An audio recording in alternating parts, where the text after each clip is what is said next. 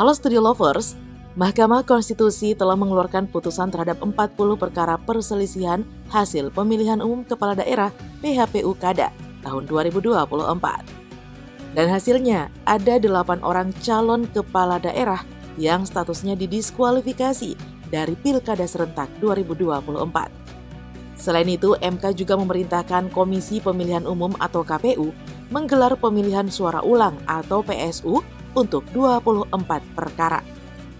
Keputusan tersebut telah dibacakan oleh Ketua MK Soehartoyo saat sidang pengucapan putusan 40 perkara PHPU Kada tahun 2024. Nah, 8 daftar calon kepala daerah yang kena diskualifikasi di Pilkada 2024 adalah, nah kita akan bahas di video berikut ini. Tapi seperti biasa, sebelum kita lanjut jangan lupa ya untuk menekan tombol subscribe dan aktifkan juga lonceng notifikasinya agar kamu tidak ketinggalan info terbaru dari Studio Langit.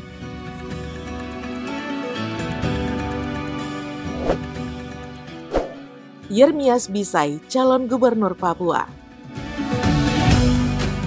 Setelah mendiskualifikasi, MK memerintahkan KPU Provinsi Papua untuk melaksanakan pemungutan suara ulang atau PSU tanpa diikuti Yermias Bisai. Dalam pertimbangan hukum, Mahkamah menegaskan bahwa Suket tidak pernah berstatus sebagai terpidana dan tidak sedang dicabut hak pilihnya. Harus diterbitkan oleh pengadilan negeri yang wilayah hukumnya meliputi tempat tinggal calon. Namun, Studio Lovers, pada fakta berdasarkan hasil persidangan, Mahkamah mendapati kejanggalan mengenai alamat domisili Yermias Bisai.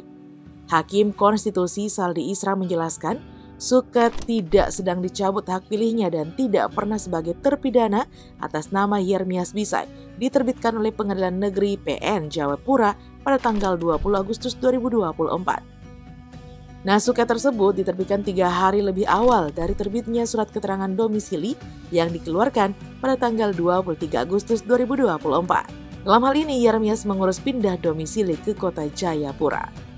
Ada-ada saja ya, Studio Lovers. Ade Sugianto, calon Bupati Tasikmalaya. MK telah memutuskan bahwa Ade Sugianto tidak memenuhi syarat untuk mencalonkan diri sebagai Bupati Tasikmalaya dalam Pilkada 2024 karena terbukti telah menjabat sebagai Bupati Tasikmalaya selama lebih dari 2 periode, sehingga melanggar ketentuan Pasal 7 Ayat 2 huruf N Undang-Undang 10/2016. Nah, hasil sidang putusan itu, MK memerintahkan KPU Kabupaten Tasikmalaya untuk melaksanakan PSU tanpa menyertakan Ade Sugianto sebagai calon Bupati Tasikmalaya. Nafsu berkuasa memang nyata ya, Studio Lovers. Owena Mayang, calon Bupati Mahakam Ulu. Nah, berikutnya nih Studio Lovers, MK mendiskualifikasi paslon Bupati dan Wakil Bupati Mahakam Ulu, Kalimantan Timur, nomor urut 3, Owena Mayang Sari Belawan dan Stanislaus Liah, karena terbukti melakukan pelanggaran terstruktur, sistematif dan masif TSM pada Pilkada 2024. Mahkamah juga memerintahkan KPU Kabupaten Mahakam Ulu untuk melakukan pemungutan suara ulang atau PSU dalam tenggang waktu 3 bulan sejak putusan diucapkan. PSU dilakukan dengan tetap menggunakan daftar pemilih sebelumnya. Nah, Mahkamah dalam pertimbangannya menyatakan Owena Stanislaus terbukti membuat kontrak politik dengan Ketua Rukun Tetangga atau RT. Kontrak politik itu ditandatangani oleh 28 Ketua RT dari 18 desa di 5 kecamatan pada Kabupaten Mahakam Ulu. Wah, udah terangan-terangan nih culasnya. Anggit Kurniawan, calon Bupati Pasaman. Nah, Studio Lovers, MK juga mendiskualifikasi calon Wakil Bupati Pasaman, Sumatera Barat atas nama Anggit Kurniawan Nasution karena terbukti tidak jujur mengenai statusnya sebagai mantan terpidana kasus penipuan. Nah, dalam pertimbangan putusan, Mahkamah menegaskan kembali bahwa mantan terpidana yang dihukum di bawah 5 tahun penjara tidak perlu menunggu masa jeda 5 tahun untuk mencalonkan diri sebagai kepala maupun wakil kepala daerah. Namun, Studio Lovers, yang bersangkutan tetap wajib untuk secara terbuka dan jujur mengumumkan mengenai latar belakang dirinya sebagai mantan terpidana dibuktikan dengan surat keterangan dari pimpinan redaksi atau media. Waduh, parah nih ya, berkasus mencalonkan diri lagi.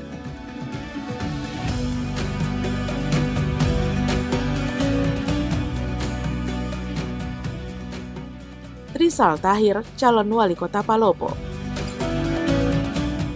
Studi Lovers, MK akhirnya memutuskan calon wali kota Palopo, Trisal Tahir, dinyatakan didiskualifikasi dari pencalonan dan memerintahkan dilakukan pemilihan suara ulang pemilihan kepala daerah Kota Palopo, Sulawesi Selatan. Nah, Mahkamah memutuskan dengan mendiskualifikasi calon wali kota Palopo, Trisal Tahir, karena dinyatakan melanggar syarat administrasi pencalonan, yakni terkait ijazah paket C yang tidak terdaftar alias palsu. Nah, hal tersebut terungkap dalam sidang pembuktian menghadirkan pihak Dinas Pendidikan Provinsi DKI Jakarta, serta suku dinas pendidikan terkait termasuk dari pihak lainnya. Ada lagi nih, harus banget ya palsuin ijazah. Gusnan Mulyadi, calon Bupati Bengkulu Selatan. Mahkamah Konstitusi mendiskualifikasi pemenang pemilihan kepala daerah serentak 2025, Gusnan Mulyadi, sebagai calon Bupati Bengkulu Selatan, serta memutuskan pemungutan suara ulang di kabupaten tersebut. MK menilai Gusnan Mulyadi telah menjabat sebagai bupati untuk 2 periode, sehingga tidak memenuhi syarat untuk berkontestasi kembali pada Pilkada 2024 lalu. Putusan MK itu setelah pasangan calon bupati dan wakil bupati Bengkulu Selatan nomor urut 3, Rifai Yefri Sudianto, menggugat hasil Pilkada Bengkulu Selatan 2024. Nah, dalil tersebut disampaikan kuasa hukum Rifai Yefri, Mahfud, dalam sidang pendahuluan.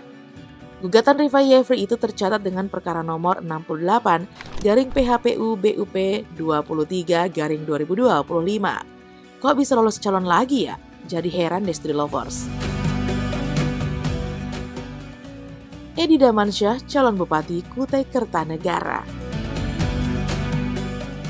Nah, yang terakhir nih, MK juga mendiskualifikasi calon nomor urut 1 Edi Damansyah dalam pemilihan Bupati Kutai Kertanegara.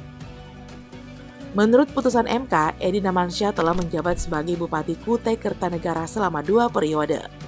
Menyatakan diskualifikasi Edi Damansyah sebagai calon Bupati Kabupaten Kutai Kertanegara dalam pemilihan Bupati dan Wakil Bupati Kutai Kertanegara tahun 2024.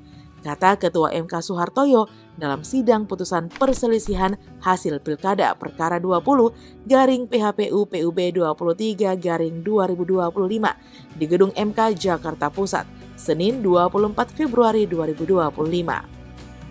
MK pun memerintahkan KPU untuk menggelar pemungutan suara ulang untuk pemilihan Bupati Kutai Kertanegara dan harus dilaksanakan dalam waktu 60 hari. Nah, Studi Lovers, kita nggak mau kan dipimpin oleh kepala daerah yang bermasalah. Ini sudah menjadi langkah yang baik untuk memperbaiki hasil demokrasi yang telah dijalankan di negeri ini. Studi Lovers, sekian dulu ya informasi kita kali ini. Jangan lupa untuk selalu mendukung kami dengan cara menekan tombol subscribe, like, comment, dan share video ini. Sampai jumpa lagi di video berikutnya. Bye-bye.